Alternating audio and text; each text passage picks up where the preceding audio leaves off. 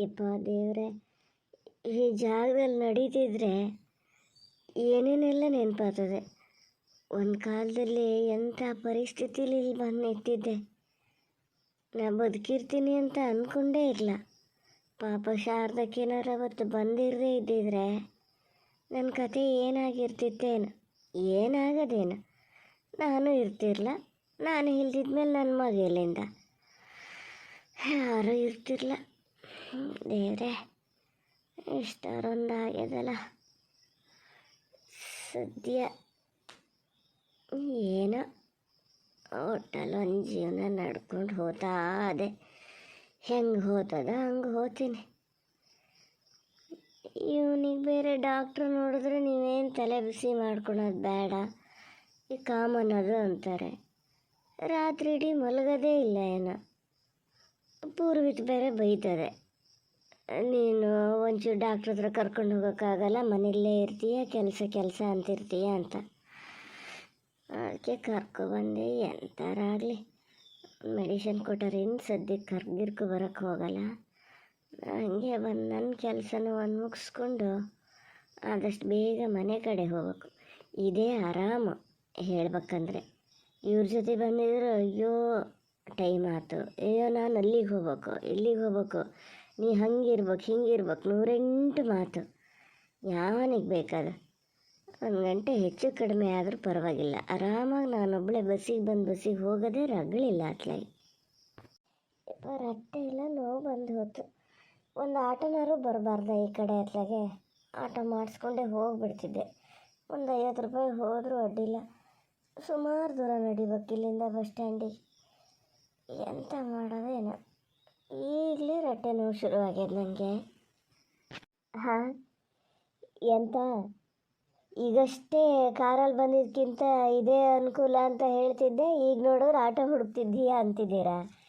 ಹೌದು, ಒಂದು ಬೇಕು ಅಂದರೆ ಇನ್ನೊಂದು ಕಳ್ಕೊಂಡ್ಲೇಬೇಕಲ್ಲ. ನೆಮ್ಮದಿಲಿ ಬಂದು ನೆಮ್ಮದಿಲಿ ಹೋಗ್ತಾ ಇದ್ದೀನಾ? ಆಟೋನಾದ್ರೂ ಏನೂ ಹೇಳಲ್ಲ, ನಾನು ಹೇಳ್ದಲ್ಲಿ ತೊಗೊಂಡೋಗಿ ನಿಲ್ಲಿಸ್ತಾನೆ. ಇವ್ರ ಹತ್ರ ಬೈಸ್ಕೊತಾನೇ ಇರ್ಬೇಕಲ್ಲ. ಹೌದು, ನೀವು ಹೇಳೋದು ಒಂದಕ್ಕೆ ಸಮಾನೆ. ಬೈಸ್ಕೊಳ್ಳಿ ಏನೇ ಆಗಲಿ, ನಮ್ಮ ಇದರಲ್ಲಿ ನಾವು ಹೋಗೋದೇ ಸೇಫು ಅಂತ. ಇರಲಿ ಬಿಡಿ, ಇನ್ನೊಂದು ಸತಿ ಹಾಗೆ ಮಾಡ್ತೀನಿ. ಇವರಿಗೇನು ಹೇಳ್ತಾರೆ, ಹಂಗೆ ಮಾಡೋದೇ ಒಳ್ಳೇದಿತ್ತು ಅಂತ. ಅಲ್ಲಿ ಒಳಗಿನ ಗುಟ್ಟು ಗೊತ್ತಿದ್ದವ್ರಿಗೆ ಮಾತ್ರ ಗೊತ್ತು. ಆಟೋದವ್ರಿಗೆ 50 ರೂಪಾಯಿ ಕೊಟ್ಟರೆ ಸಾಕು, ಇವ್ರಿಗೆ 500 ರೂಪಾಯಿ ಕೊಡಬೇಕಿತ್ತು ನಾನು. ಹಾಂ, ಇಲ್ಲೇ ನಿಲ್ಲಿಸಿ ಸಾಕು, ನಾನು ಹೋಗ್ತೀನಿ. ಎಷ್ಟಾಯಿತು? 60 ರೂಪಾಯಿ ಮೇಡಮ್. 60 ಯಾಕೆ? 50 ಅಲ್ವಾ ಇಲ್ಲಿಗೆ ತೊಗೊಳ್ತಿದ್ದಿದ್ದು? ಈಗೆಲ್ಲ ಜಾಸ್ತಿ ಆಗಿದೆ ಮೇಡಮ್, ನಿಮಗೆ ಗೊತ್ತಲ್ಲ. ಸರಿ ಬಿಡಿ, ತಗೊಳ್ಳಿ. 40 ರೂಪಾಯಿ ವಾಪಸ್ ಕೊಡಿ. ಅದು ಯಾರದು? ರಮ್ಯಾನೇ, ಹೌದು ಅವರೇ. ನಾನು ನೋಡಿದ್ದೆ ಒಂದು ಸರಿ. ರಮ್ಯಾನೇ, ಅವ್ರು ಏನಕ್ಕೆ ಬಂದಾರೆ? ಎಂಥ ಕಾರಣ ನನ್ನಂಗೆ ಯಾವ್ದಾರು ಕೆಲಸಕ್ಕೆ ಬಂದಿರ್ಬೋದೇನೋ. ನೋಡ್ಬೇಕು, ಸಿಕ್ಬೇಕು ಅವರಿಗೆ, ಸಿಕ್ಕು ಮಾತಾಡಬೇಕು. ಸುಮಾರು ದಿವಸದಿಂದ ಅಂದ್ಕೊತಿದ್ದೆ ಅವ್ರ ಜೊತೆ ಮಾತಾಡಬೇಕು ಅಂತ. ಅಲ್ಲ, ಕೊನೆಗೆ ಅವ್ರು ಹೌದೋ ಅಲ್ಲ. ನಂಗೆ ಬೇರೆ ಒಂದು ಸತಿ ನೋಡಿದ ನೆನಪೇ ಇರಲ್ಲ. ಏನಾರಾಗಲಿ ಕೇಳೋದ್ರಲ್ಲಿ ತಪ್ಪೇನ? ನೀವು ರಮ್ಯಾನ ಅಂತ ಕೇಳ್ತೀರಿ, ಹೌದು ಅಂದರೆ ಮಾತಾಡೋದು, ಇಲ್ಲದಿದ್ರಿಲ್ಲ. ಅರೆ, ರಾಕೇಶ್ ಮತ್ತೆ ಅದರಲ್ಲ ಆ ಕಡೆಯಿಂದ ಇಬ್ಬರು ಮಾತಾಡ್ತಾ ಇದ್ದಾರೆ. ಹಂಗಾರೆ ಇವರಿಬ್ಬರು ಮಾತಾಡ್ಕೊಂಡೇ ಪೇಟೆಗೆ ಬಂದಾರಾ? ಪೂರ್ವಿತ್ ಎಲ್ಲಾರು ಬಂದಳ? ಇಲ್ಲ, ಪೂರ್ವಿತ್ನೂ ಕಾಣಲ್ಲ. ಇವರಿಬ್ಬರೇ ಹೇಳ್ತಾರಲ್ಲ, ಏನು ಕತೆ ಇದು? ಅಯ್ಯೋ ದೇವ್ರೆ, ಮತ್ಯಾವ ಸಮಸ್ಯೆ ಶುರು ಆಗ್ತದಪ್ಪ? ಅಲ್ಲ, ರಮ್ಯಾ ಒಳ್ಳೆ ಹುಡುಗಿ ಅಂತ ಕೇಳಿದ್ದೆ ನಾನು. ಪೂರ್ವಿತ್ನು ಹೇಳಲ್ಲ ಎಷ್ಟೋ ಸರಿ ಒಳ್ಳೆಯವರು ಅವರು ಅಂತ. ಇಲ್ಲಿ ನೋಡಿದ್ರೆ ಹಿಂಗಾತ ಅದೆಯಲ್ಲ. ಮೊದಲೇ ಏನೇನೋ ಕತೆ ಇತ್ತು ಇವ್ರ ಬಗ್ಗೆ. ಸ್ವಲ್ಪ ಯೋಚನೆ ಮಾಡ್ಬೇಕಪ್ಪ ಇವರು. ನಾವು ಹಿಂಗೆ ಹೋದ್ರೆ ಜನ ಏನು ತಿಳ್ಕೊತಾರೆ ಅಂತ. ಯಾವ್ದಾದ್ರು ಒಳ್ಳೆ ಕೆಲಸಕ್ಕೆ ಬಂದಿದ್ದೇ ಆಗಿರಲಿ, ಚೂರು ಅವಾಯ್ಡ್ ಮಾಡ್ಬೇಕಪ್ಪ. ನಾನು ನೋಡಿದ ಕಾತು, ಎಲ್ಲಾರು ಪೂರ್ವಿತ ನೋಡಿದರೆ ಎಷ್ಟು ಅಪ್ಸೆಟ್ ಆಗ್ತಿದ್ಲು ಅವಳು. ಯೋ ದೇವ್ರೆ, ಈಗ ಅವಳ ಹತ್ರ ಹೇಳಲ ಬೇಡ, ನಾನೀಗ ಅಲ್ಲಿ ಹೋಗೋದೇ ಬೇಡ ಅಂತಲೇ ಅನುಮಾನ ಆಗ್ತಾ ಇದೆಯಲ್ಲ.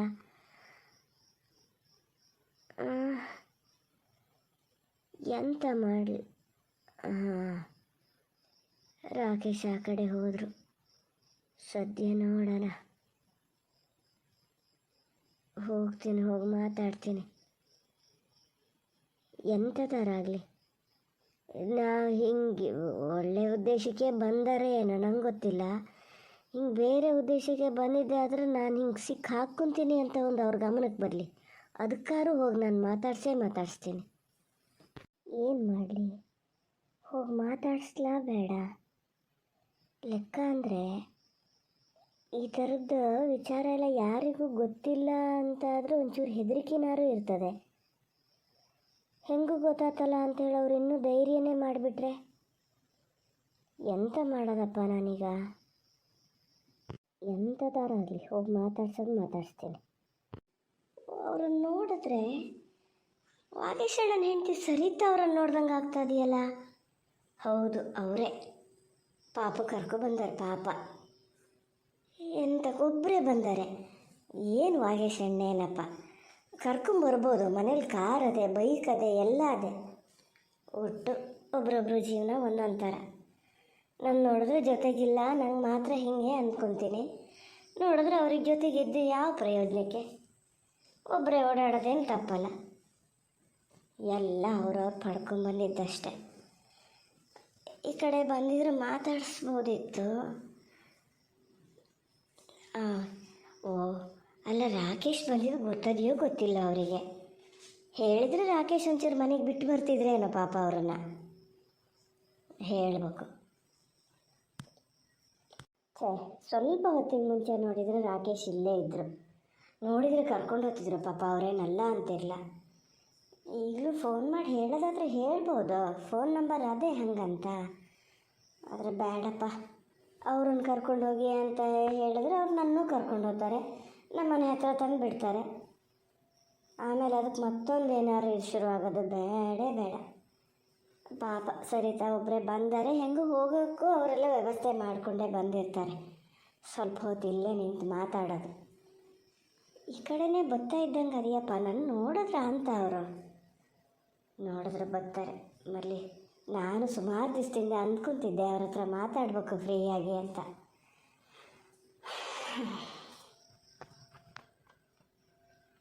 ನೋಡ್ತಾನೆ ಅದಾರಲ್ಲ. ಬಂದರು, ಈ ಕಡೆನೇ ಬಂದರು. ನೋಡ್ತಾ ಅದೇ, ನಿತ್ತರಿಂದ ಹನಿ ಹಂದಲ್ಲ. ಎಷ್ಟು ಇದಿರಬೇಕು, ಒಳ್ಳೆ ಜನ ಅಂದ್ಕೊಂಡಿದ್ದೆ ನಾನು. ನೀವು ಸರಿತಾ ಅಲ್ಲ? ವಾಗೇಶಣ್ಣನ ಮನೆಯವರಲ್ವಾ ನೀವು?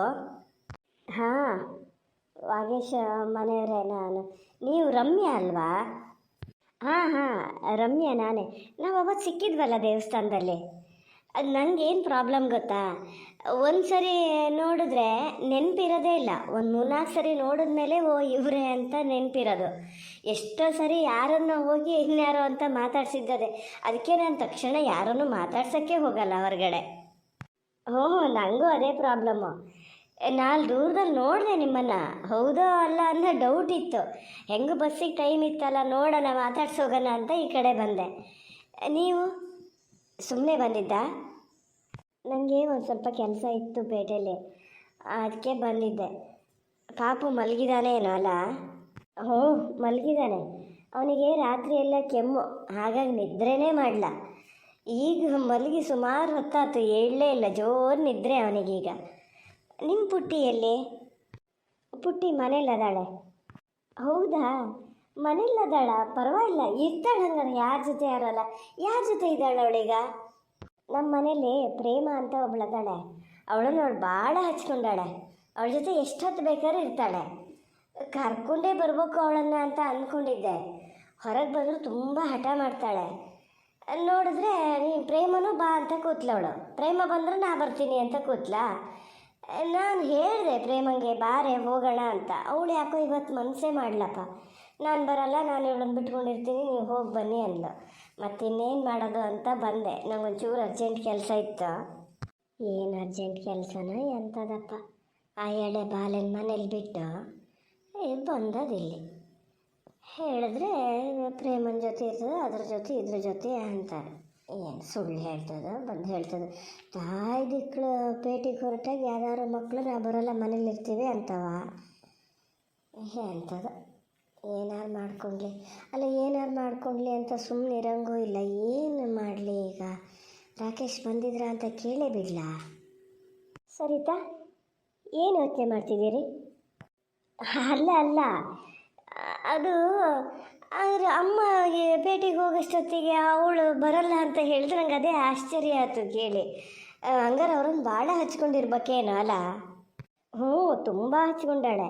ಹೇಳ್ಬೇಕಂದ್ರೆ ಮನೇಲಿ ಅವಳ ಜೊತೆನೇ ಜಾಸ್ತಿ ಹೊತ್ತಿರೋದು. ಕೆಲಸ ಬಿಟ್ಟು ಬರೋದನ್ನೇ ಕಾಯ್ತಿರ್ತಾಳೆ. ಒಂದು ದಿವಸ ಬರಲ್ಲ ಅಂದರೆ ಜೋರಳು. ಪ್ರೇಮನೂ ಅಷ್ಟೇ, ಒಂದು ದಿವಸನೂ ಬರದೇ ಇರೋದೇ ಇಲ್ಲ.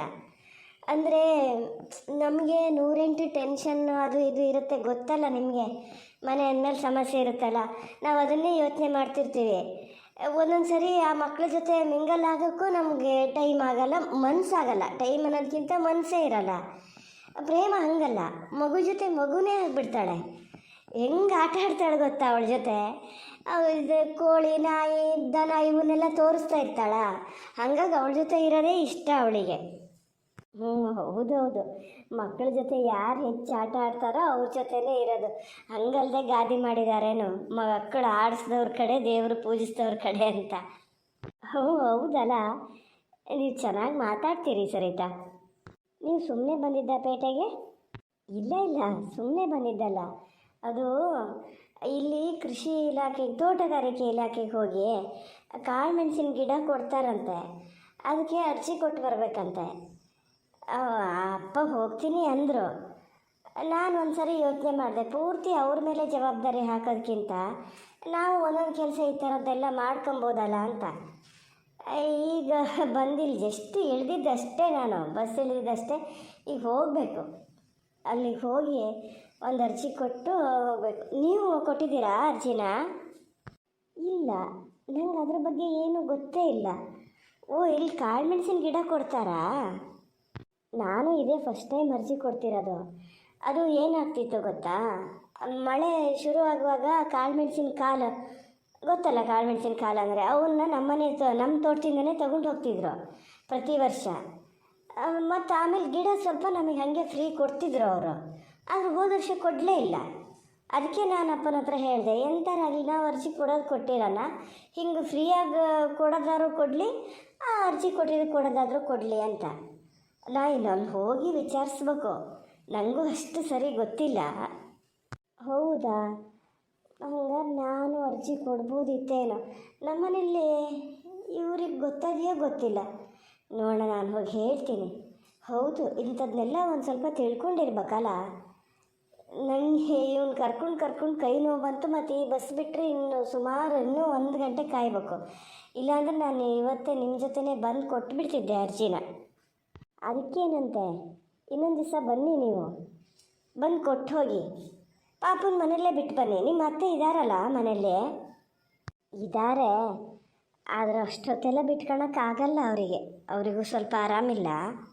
ಹಾಂ, ಅವತ್ತು ನಮ್ಮ ಪುಟ್ಟಿ ಬರ್ತ್ಡೇ ದಿನ ಹೇಳ್ತಿದ್ರು ನಿಮ್ಮ ಅತ್ತೆಗೇನೋ ಆರಾಮಿಲ್ಲ ಆಯಿತು ಅಂತ. ಓ, ಇನ್ನೂ ಆರಾಮಾಗಿಲ್ವಾ ಅದು? ಕಾಲಿಗೆ ಸ್ವಲ್ಪ ಪೆಟ್ಟಾಗಿತ್ತು, ಈಗ ಸರಿ ಹೋಗಿದೆ. ಆದರೂ ವಯಸ್ಸಾದವರಲ್ಲ, ಒಂಥರ ಹೆದರಿಕೆ ಇರ್ತದಲ್ಲ ಅವರಿಗೆ, ಏನಾಗುತ್ತೇನೋ ಅಂತ. ಹಾಗಾಗಿ ಅವ್ರು ಜಾಸ್ತಿ ಓಡಾಡೋಕ್ಕೆಲ್ಲ ಹೋಗಲ್ಲ. ಹೌದಾ? ಹಂಗಾರೆ ನೀವೊಂದು ಕೆಲಸ ಮಾಡ್ಬೋದು, ವಾಗೇಶಣ್ಣ ನೀವು ಇಬ್ಬರು ಬಂದರೆ ಅರ್ಜಿ ಕೊಟ್ಟು ಹೋಗ್ಬೋದು. ಇಲ್ಲಾಂದರೆ ವಾಗೇಶಣ್ಣ ಬಂದು ಕೊಟ್ಟರು ಆಗ್ತದೆ.